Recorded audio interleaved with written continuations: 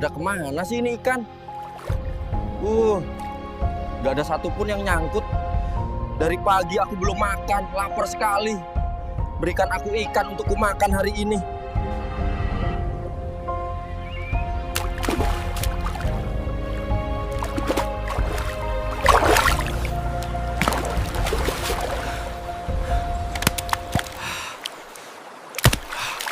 Akhirnya aku dapat ikan. Gede pula ikannya, bisa kenyang hari ini. Toba membawa ikan mas itu ke dapur, tapi ketika mata pisau menempel di atas tubuh ikan, mata ikan mas itu mengeluarkan air mata.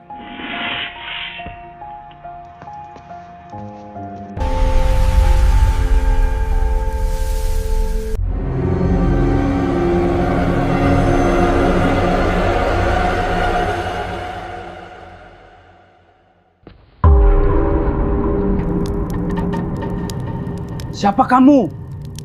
Jangan takut, aku tak akan menyakitimu.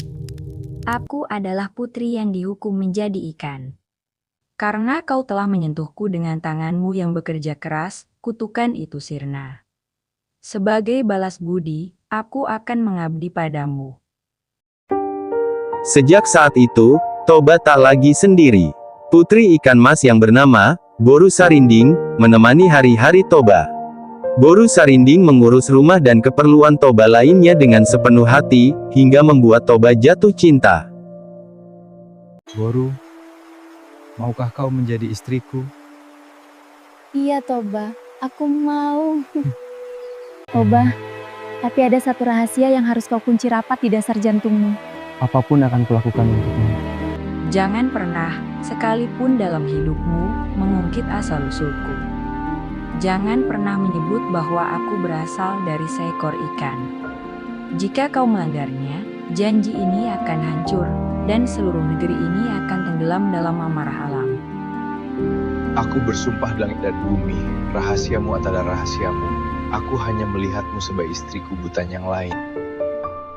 Dan sejak perjanjian itu, Toba dan Boru akhirnya menikah, mereka hidup bahagia, dan kehidupan mereka pun mulai berubah. Rumah yang tadinya hanya gubuk tua, kini berubah menjadi bangunan yang layak. Dan kehidupan mereka semakin lengkap dengan hadirnya si buah hati, yang mereka beri nama Samosir. Samosir adalah anak yang sehat, namun ia memiliki sifat yang membuat Toba sering mengurut dada, ia sangat pemalas dan nafsu makannya seolah tak pernah terpuaskan. Enak sekali, makan, tidur, makan, tidur. Samosir sayang, antarkan makanan ini ke ayah. Malas Bu, abis makan aku mau main. Kasihan ayahmu nak, dari pagi belum makan.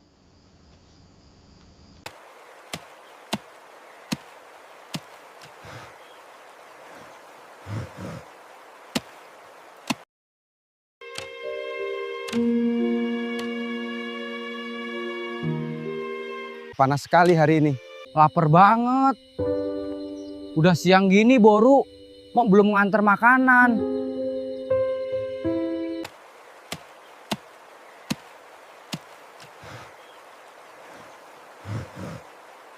Kasihan ayahmu nak, dari pagi belum makan.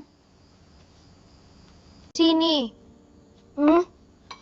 Anak mau main malah disuruh antar makanan. Si ayah nyusahin aja. Kenapa gak bawa bekal dari rumah?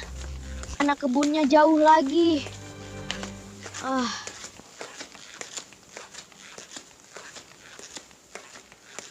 Jadi penasaran, makanan apa sih isinya?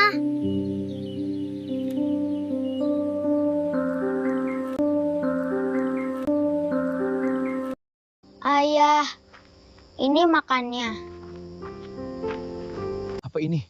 Kenapa hanya tersisa tulang dan remahan saja? Di mana semua makananku, Samosir?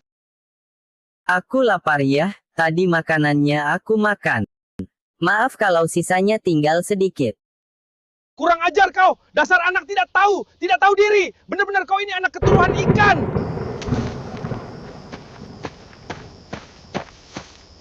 Bu, kenapa ayah manggilku anak keturunan ikan? Samosir, dengarkan ibu. Cepatlah lari ke bukit yang paling tinggi di sana. Jangan pernah menoleh ke belakang. Cepat nak. Tapi ibu bagaimana?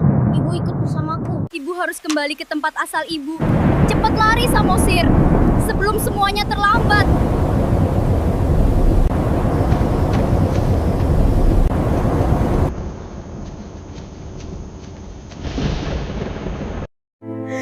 Toba suamiku, kau telah mengingkari sumpahmu. Aku akan kembali ke alamku. Selamat tinggal, Toba. Apa yang terjadi?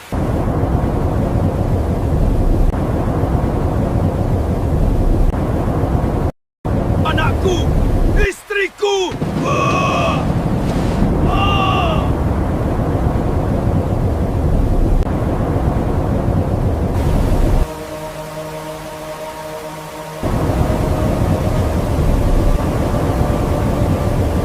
Anakku, istriku. Di mana kalian? Bukan aku yang telah melanggar sumpahku sendiri. Ya Tuhan, maafkan aku.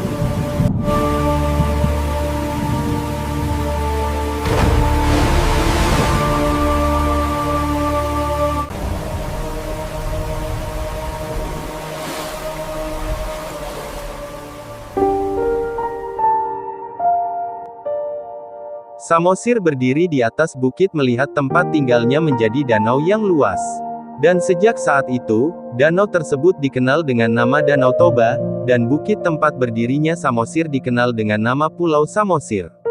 Semoga kita bisa mengambil pelajaran dan manfaat dari kisah Danau Toba dan Pulau Samosir ini.